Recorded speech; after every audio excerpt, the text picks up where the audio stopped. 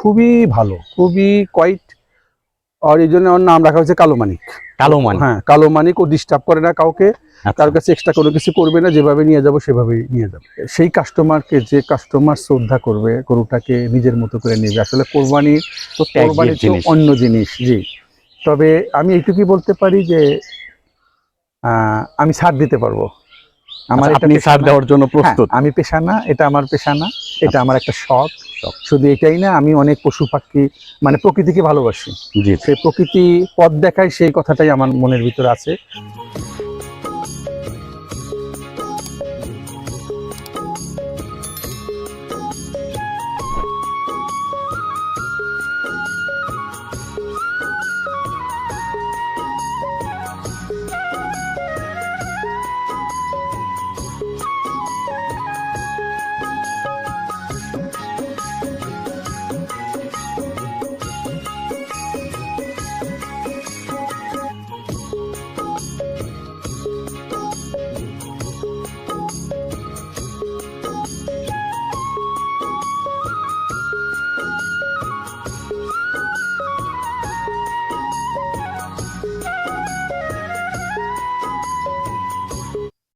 আসসালামু আলাইকুম। দেশ ও বিদেশে যে যেখান থেকে দেখছেন সবাইকে শুভেচ্ছা জানিয়ে শুরু করছি কৃষি আড্ডার আজকের প্রতিবেদন। দর্শক, কৃষি আড্ডা আজকে অবস্থান করছে সিরাজগঞ্জ জেলার কড্ডার মোড়ের পাশে চান্দিনা মধু গ্রামে। আজকে আমি যে খামারটাতে এসেছি, এই খামারের যিনি ওনার, উনি হচ্ছে জাহাঙ্গীরনগর বিশ্ববিদ্যালয়ের একজন সিনিয়র প্রফেসর, মাইক্রোবায়োলজি বিভাগের, ডক্টর আলী আজম তালুকদার। আর আমি যে স্থানটাতে আছি এটা হচ্ছে তালুকদার বাড়ি বলে। স্যার তার নিজ বাড়িতে গড়ে তুলেছে একটি কৃষি খামার, যেখানে তিনি মাছ চাষ করছে, হাঁস পালন করছে, ছাগল পালন করছে, এবং ছোট্ট একটি গরুর খামারও তৈরি করেছে। সেখানে বেশ কিছু গরু উনি পালন করছে। তো আসন্ন পবিত্র কোরবানি ঈদ উপলক্ষে তার বেশ কিছু গরু হচ্ছে বিক্রির উপযোগী হয়েছে। তার মধ্যে একটি আইকনিক গরু রয়েছে তার, 1300 কেজি ওজনের কালো মানিক। তো স্যারের আইকনিক গরুটা আপনাদের দেখাবো এবং সবগুলো গরুই দেখাবো, এবং স্যারের এই খামার বাড়িটা সম্পর্কে আপনাদেরকে বিস্তারিত জানানোর চেষ্টা করব। তো চলুন স্যারের সাথে কথা বলি এবং আপনাদেরকে বিস্তারিত জানাই। আমি যেটা বলতে চাচ্ছি, আমি কেনই গ্রামে, আচ্ছা, আমি বাংলাদেশের 20 কোটি মানুষের প্রোটিন সোর্স লাগবে, আমি তা তো অবশ্যই সাপ্লাই দিতে আমিষের ঘাটতি আছে। সেই আমিষের ঘাটতিটা কিভাবে পূরণ করা যায়, আমি একজন গবেষক। আচ্ছা, কিভাবে পূরণ করা যায় যেটা মানে অল্প টাকায় মানসম্মত আমি সরবরাহ দিতে পারবো, সেই জন্য আমি গবেষণা করে যাচ্ছি। স্যার, এটা তো আপনার খামারের সবচাইতে বড় গরু। জি, আমরা যতটুকু জানতে পারলাম। টোটাল কতগুলো গরু আছে? 8টা। টোটাল 8টা, এবং সবগুলোই তো সার। জি, ফ্যাটেনিং এর জন্য কাজ করছেন। জি। আচ্ছা, এই বিশাল দেহি গরুটা সম্পর্কে আমাদেরকে একটু জানাবেন। এটা কি জাতের? আচ্ছা, এটা হচ্ছে হলস্টিয়ান ফ্রিজিয়ান। Holstein Friesian. এই গরুটা 1.5 বছর আগে, 1.5 বছর আগে গরুটা কেনা হয় আর কি। আচ্ছা, গরুটা অর্ডার দিয়ে নিয়ে আসা হয়েছিল। তখন এটার ওজন ছিল 700 কেজির মতো। 700 কেজির মতো? 700 কেজির মতো তখন ওজন ছিল। এখন আপনি তো দেখতেই পাচ্ছেন, মাশাআল্লাহ বিশাল দেহি। আমার কাছে মনে হচ্ছে যে দেশসেরা হলস্টিয়ান ফ্রিজিয়ান গরুগুলোর মধ্যে একটা। এখন দেখা যাক, দুই একের মধ্যে থাকবে ইনশাআল্লাহ।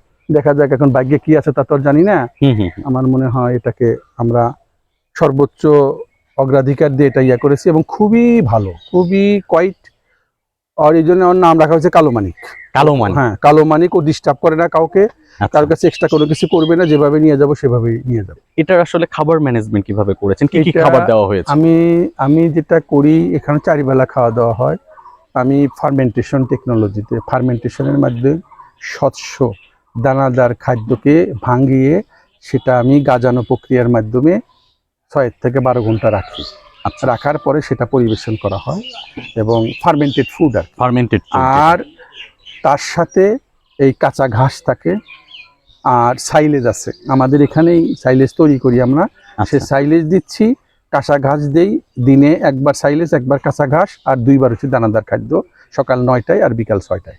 এখন বডি ওয়েট কেমন আছে? এখন বডি ওয়েট, এই 1.5 মাস আগে উপজেলায় মেলাতে নিয়ে গেলে ফার্স্ট হয়েছিল, তখন বলছিল 1300 কেজি। 1300 কেজি? হ্যাঁ, এটা 1.5 মাস আগের ঘটনা। এখন আমরা আমি 1300 কেজির উপরে তারা বলেছে, এখন 100 কেজি যদি বেড়ে যায় 1400 কেজি হবে 1400 তাদের কথা মতো আর কি। তাদের কথা মতো। যেহেতু এটা ধ্রুব কিভাবে কি আছে না আছে এটা তো আমরা জানি না তাদের আচ্ছা 1400 কেজি যদি হয় সেক্ষেত্রে কিন্তু দেশ সেরা হলস্টেইন ফ্রিজিয়ান সার আমরা বলতে পারি, কারণ এখন পর্যন্ত এটা- আসলে এই রেকর্ডটা নাই। 1400 কেজির সার কিন্তু এখন পর্যন্ত পাওয়া যায় না। হলস্টেইন ফ্রিজিয়ান হয়তো বা নাই, 1200 কেজি প্লাস খুব একটা হয় না বলা চলে। আচ্ছা আচ্ছা আচ্ছা মাশাআল্লাহ। এটার বয়স কেমন হয়েছে স্যার? এটা 8 দাঁত। আমরা যখন কিনেছিলাম তখন ছিল 4 দাঁত। আচ্ছা 4 দাঁত ওঠা, তার মানে 1.5 বছরের বেশি সময় পালা হয়ে গেছে। এখন এটা পরিষ্কার এবং এটা আমরা এই বছর ছেড়ে দিতে চাই। এই বছর ছেড়ে দিতে চাই, জি। আচ্ছা আচ্ছা। তার না কারণ- খুবই সুন্দর গরু এবং জি। মাশাআল্লাহ আপনি খুবই কি বলে আদর যত্ন করে লালন পালন করেছেন। যেভাবে আপনি ওকে টেক কেয়ার করেন বা ওর সাথে যেভাবে কথা বলেন হ্যাঁ, আমরা দেখলাম খুবই।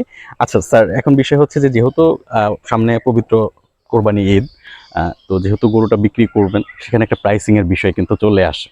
তো আপনি আসলে কেমন প্রাইসিং আশা করতেছেন বা আস্কিং প্রাইসটা কেমন? এটা তো মানে কেউই বলতে পারবে না আসলে।